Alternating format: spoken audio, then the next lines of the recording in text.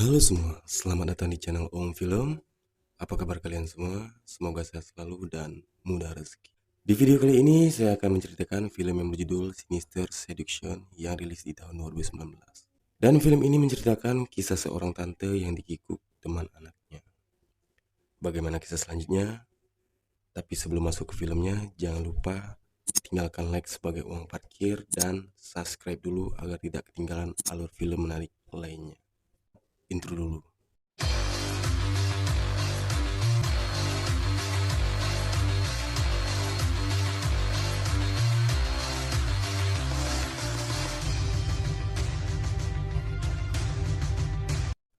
Pada awal scene diperlihatkan seorang om-om yang sedang berlari tiba-tiba dicegat oleh seseorang.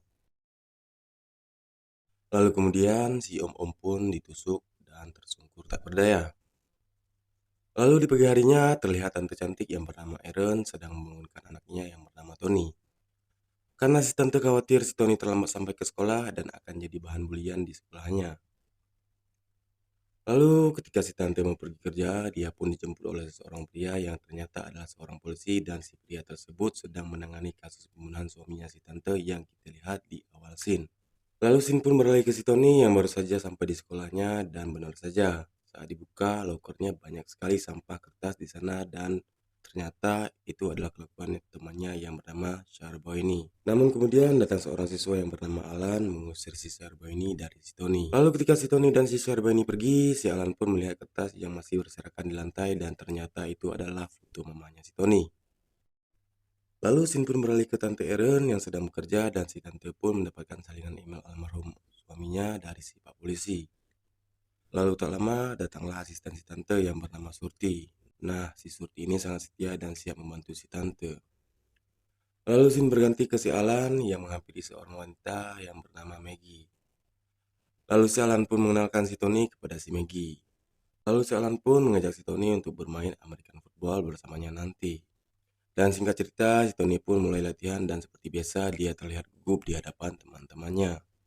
Dan saat lagi adu mekanik pun si Tony nge-lag dan ter-shutdown. Lalu ketika latihan sudah selesai, si Alan pun menghampiri si Tony di ruang ganti. Lalu si Alan pun memberikan semangat kepada si Tony agar jangan kapok adu mekanik. Namun si Tony heran kenapa si Alan sangat care banget kepada dirinya. Dimulai dari menolong saat ia dicekik sama si Charbani, lalu comblangin dirinya sama si Maggie. Sekarang dirinya ngasih semangat. Lalu si Alan pun menjawab kalau dirinya juga sudah kehilangan ayahnya, sama seperti si Tony, namun bedanya ayah si Alan mati bunuh diri. Yang akhirnya si Tony pun mengerti dan langsung minta nomor WA si Maggie kepada si Alan. Singkat cerita, si Tante pun pulang dari kantornya, namun si Tante heran kenapa si Tony belum pulang padahal sudah mau maghrib. Namun tak lama si Tony pun datang bersama si Alan, lalu dia pun bilang kepada si mamanya kalau dia sekarang udah ikutan olahraga adu mekanik. Dan nanti malam dia pun mau ngadain party di rumahnya yang membuat si Tante pun heran sekaligus senang karena anaknya udah jadi funky. Dan si Tante juga menyuruh si Alan untuk masuk. Singkat waktu, di malam harinya pesta pun sudah dimulai dan si Tante senang anaknya udah mulai dewasa. Namun ternyata si Alan lagi memperhatikan si Tante yang lagi kesepian dan si Tante langsung salah tingkah saat diperhatikan sama si Alan. Lalu si Alan pun bilang ke si Tony kalau dia mau ke toilet dan ternyata si Alan malah nyelak masuk ke kamar si Tante. Dan dia pun melihat buku yang dibuat oleh almarhum suaminya, namun tak lama si Tante pun masuk ke kamarnya. Dan si Alan pun langsung salah tingkah saat ditanya sedang apa di kamarnya. Lalu si Alan pun menjawab kalau dirinya juga sudah kehilangan ayahnya yang membuat si Tante juga bersimpati kepada si Alan. Singkat cerita, si Alan pun mengunjungi si Tante dan dia juga bertemu dengan si Suti. Lalu si Tante pun bilang kepada si Alan kalau dia merasa senang kepada si Alan karena sudah membuat si Tony nggak boring lagi. Lalu si Tante pun mengajak si Alan untuk berkeliling di propertinya karena si Alan rencana mau membeli salah satu rumah bersama pamannya. Dan mereka melihat kamar yang cocok untuk kikuk-kikuk nanti. Nanti bakal dipakai buat kikuk-kikuk loh sama mereka. Singkat cerita, si Tony pun mengalami perkembangan pesat saat latihan dan dia pun berhasil menang adu mekanik melawan si Sharbo ini. Lalu ketika latihan sudah usai, si Sarboni yang gak terima pun berniat jahil kepada si Tony. Namun sayangnya, loker si Tony udah digembok dan dia pun langsung diancam sama si Alan agar jangan mengganggu si Tony lagi.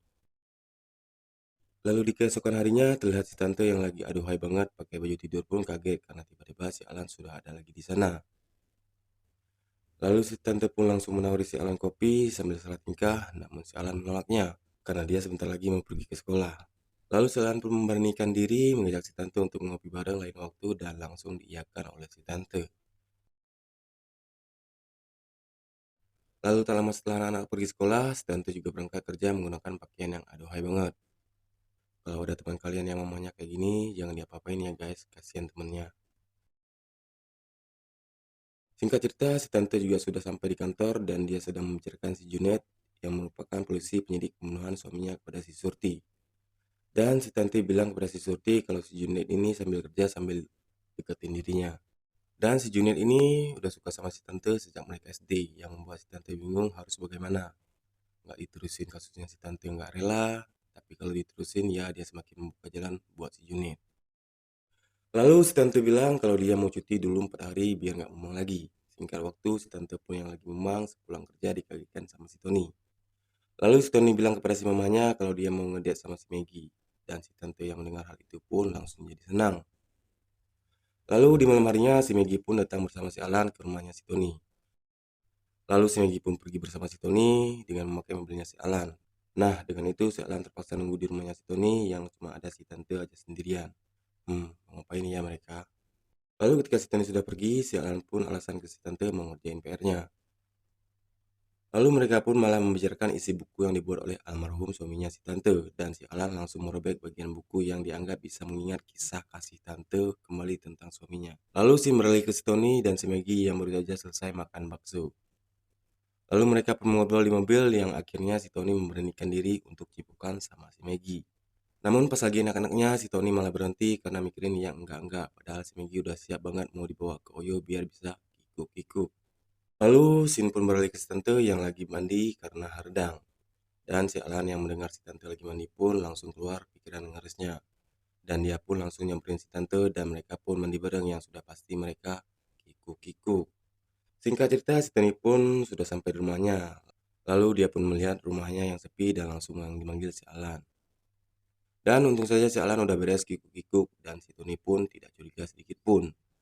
Dan si Alan memberikan selamat kepada si Tony atas ngedate-nya dengan si Maggie. Dan si tante juga merasa lega karena tidak ketahuan kikuk-kikuk sama si Alan.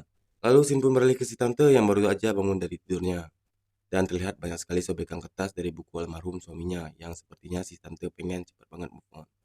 Lalu si tante pun keluar rumah bersama si Tony dan ternyata di luar sudah ada si Alan dan juga si Junet yang sedang ngotak-ngatik mesin mobil si Alan.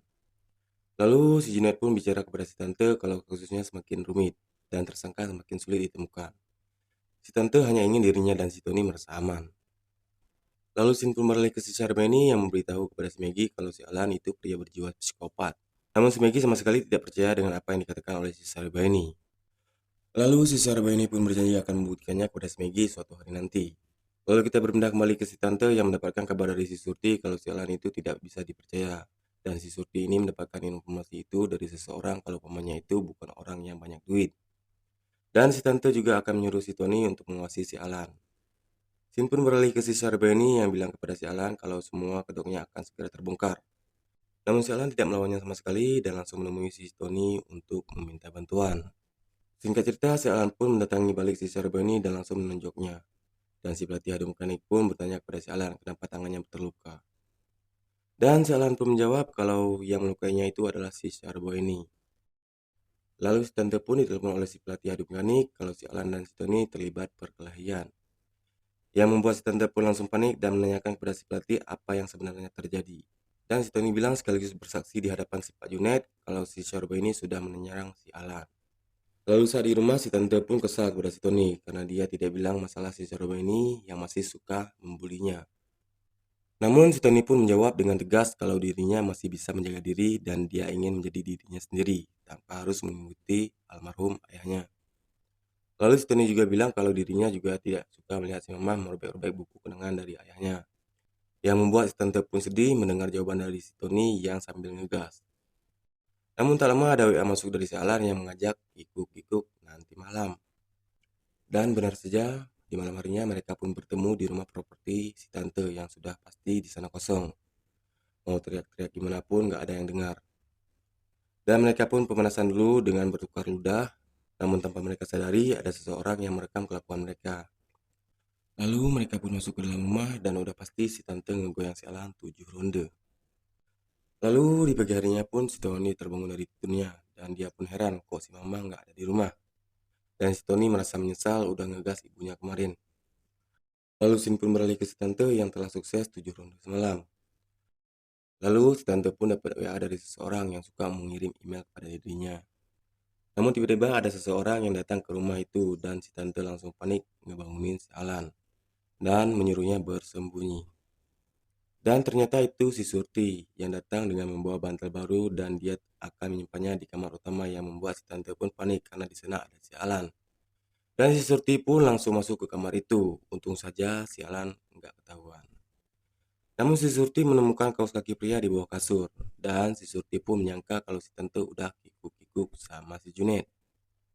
Lalu Sin pun beralih ke si Maggie yang memperlihatkan video tukar ludah si tante dengan si Alan kepada si Tony.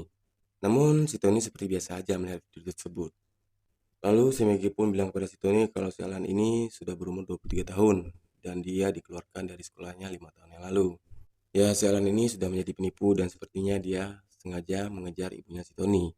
Namun si Tony bilang kalau ini bukan pertama kalinya ibunya selingkuh. Karena beberapa tahun lalu ibunya juga pernah kikuk-kikuk dengan pria lain, kata si Tony.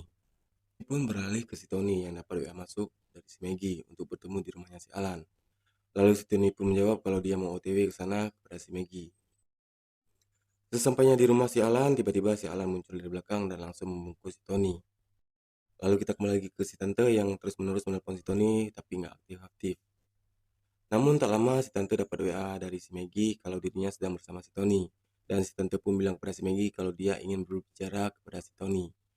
Namun si Maggie menjawab si Tony tidak mau berbicara dengan si tante. Singkat cerita, si tante pun dapat pesan lagi dari seseorang yang memintanya untuk bertemu di tempat si tante kikuk kemarin dalam waktu 10 menit. Dan si tante pun langsung menelpon si Junet supaya ada yang menjaganya. Singkat waktu, si tante pun sampai di sana dan si tante pun masih sendirian. Lalu dia pun masuk ke rumah itu dan dia pun mendengar suara TV dari salah satu ruangan.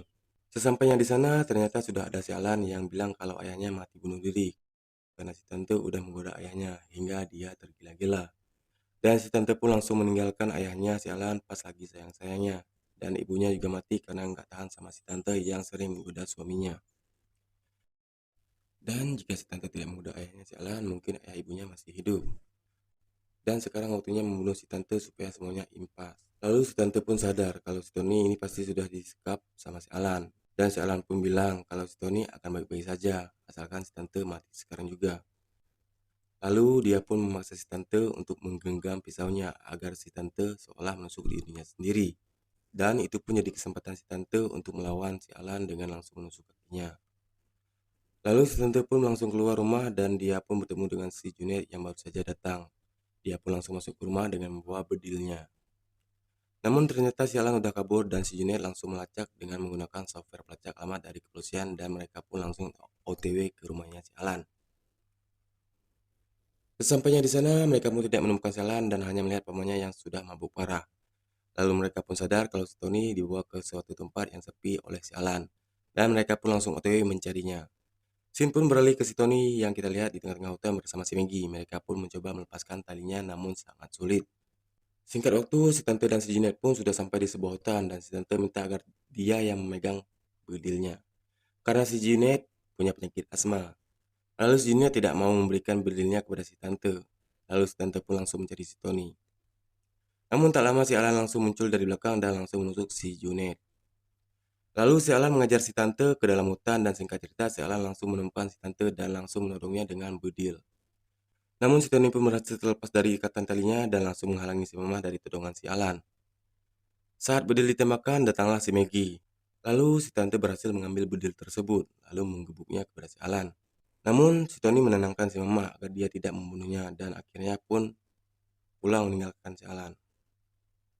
Singkat waktu, rumah si Tante pun udah mau dijual dan terlihat si Tante yang sangat aduhai banget pun pamit kepada si Surti. Lalu si Tante pun pergi menemui si Junet. Mereka pun mengobrol dan udah pasti si Tante sekarang mau diajak pacaran sama si Junet yang belum sempat nyicipin apamnya si Tante. Apalagi pas si Tante pakai baju kayak gitu, ya udah pasti si Junet penasaran banget pengen kikuk-kikuk. Dan film Sinister Seduction pun berakhir.